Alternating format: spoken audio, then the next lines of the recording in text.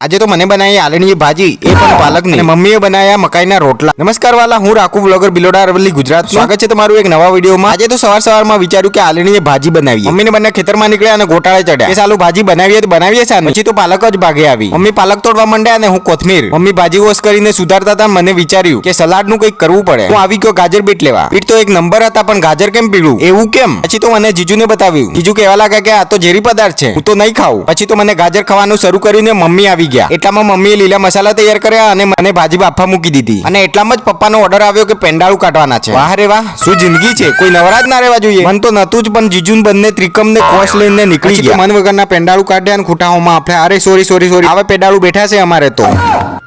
Kilo bag મોકલાવું વાલા? Location નાખો કોમેન્ટમાં। 1 કલાક પેંડાળું કાઢ્યા અને પોઈન્ટ મારીને કહી દીધું કે પોસ્ટ દનનું પરનું કરો શું વાલા? એ હવે તે હાવું પડે મારા વાલા। ટાઈમ થઈ ગયો અમારે ભાજી ગેરવાનો। ભાજી તો મારે જ બનાવવાની હતી, પણ સાથે સાથે જીજુનો પણ હાથ રહ્યો। ગેરતા જીજુ પર પણ હુમલો થઈ ગયો। મમ્મી બેસી ગયા રોટલા બનાવવા અને અમે બેસી ગયા જમવા। એવા થાકાપૂટી ભાજીનો રોટો મળી જાય કેવા મજા આવે મારા વાલા। ભાજીનો રોટો મોકલાવો કે સલાડ મોકલાવો મારા વાલા? જા માર જમાઈ હી વાલા, જમાઈ।